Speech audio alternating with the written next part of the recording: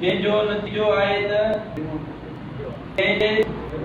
सिलसिले में GSM क़ौमी मार्च कराची में पैगाम सिंध मार्च जो ऐलान करे थी। जंहिं मार्च जो मक़सद प्यार मोहब्बत अमन ऐं रवादारीअ जे पैगाम खे आम करण सां गॾिजी सिंध जी वहदत ख़िलाफ़ हर साज़िश जो तारीख़ी जवाब हूंदो। 17 नवंबर ते असां कराची में पैगाम सिंध मार्च जो ऐलान कयूं।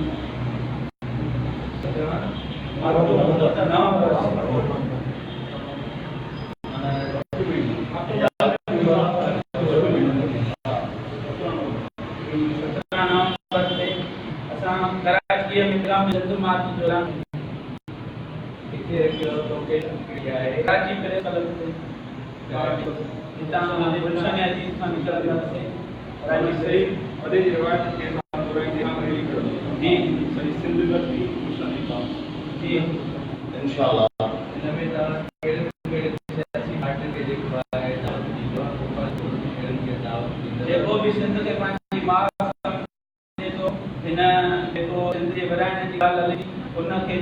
बर्दाश्त नथो करे ऐं उहा ॻाल्हि जेके नथी वणे उहो सभु दोस्त उहे सभु जोड़ियूं वठी हुते गॾु थियनि। जीअं हिक ई प्लेटफॉर्म ते सभु चवनि त असांजी सिंध वतन आहे ऐं कराची सिंधी माण्हुनि जी वॾी आहे, उते उन्हनि जा वारिस ऐं मालिक ॻाल्हाईंदड़ जेको उहे असांजा ॿाहिरि आहिनि। असां उन्हनि खे चवंदासीं जेको असां सिंधी ऐं उनखे पाण ज़ाहिर कनि ऐं हिन असांजे प्रोग्राम में उहे बि शरीक थी ॿुधाइनि सभिनी जी आहे।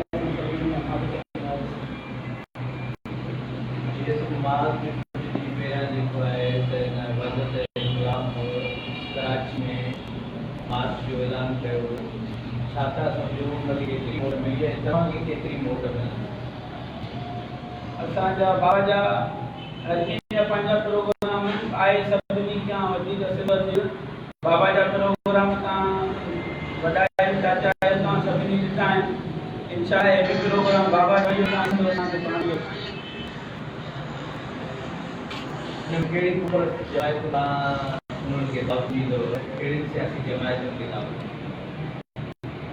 जेको बि ज़िंदगी पंहिंजी बात जेको असां उन्हनि खे सिंध जे दावत ॾींदी पाकिस्तान पीपल्स पार्टी नवाज़ लीग जेको आहे पंहिंजी सिंधी पार्टी छा उन्हनि ज़रूरत खे बि तव्हां दावत ॾींदो?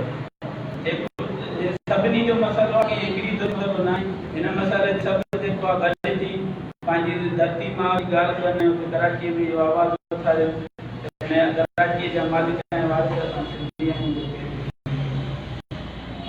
तव्हांजे वालिद साहब जेको आहे आज़ादी मार्च जो ऐलान कयो ऐं तव्हां जेको आहे पूरे सिंध जो कहिड़ो पैगाम सिंध मार्च त बाबा जेकी आज़ादी मार्च हिन मार्च में पियो करे बाबा पहिरियां बाबा पैगाम सिंध मार्च जो ऐलान कयो हुयो।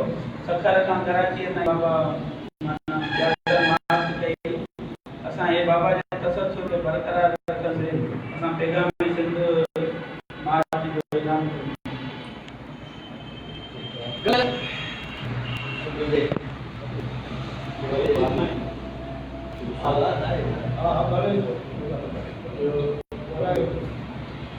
कादर मक्सी जेको आहे बशीर खान कुरैशी जेको आहे हाल जो एजेंट हुयो उन खे तव्हां ॻाल्हायो।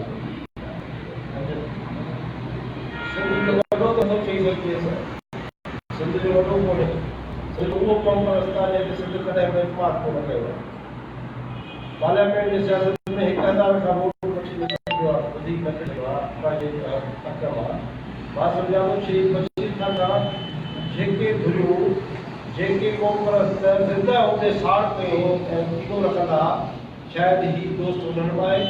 असां सम्झूं था त अॼु सॼी सिंध अञा उन सोग में आहे शहीद बशीर खान विछोड़े खे अञा ॼण तस्लीम न कयो आहे ऐं ही उन माण्हूअ खे चवे या उनजे पार्टी खे चवे या कॉन्फ्रेंस खे चवे त ही राज आहे जंग असां मुकमल तौर ते उन खे रद्द कयूं था।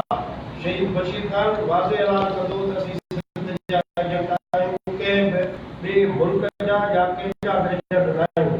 शहीद बशीर खान जी सच्चाई मोहबत ईमानदारी ऐं सिंध सां वफ़ादारी इहो आहे त घर घर में बशीर खान जे लाइ रोज़ में रहा पंहिंजे करे अहिड़ा बयान ॾियणु ख़बर न आहे कंहिंखे कुझु पिया कनि कंहिंखे पिया कनि। असां त वरी बि चवंदासीं त जेकॾहिं इन ते थोरो बि पछतावा हुजे डॉक्टर कादिर मोहसी खे त हू शहीद बशीर खान जे मज़ार में माफ़ी करे ऐं सिंध उन खे माफ़ करे।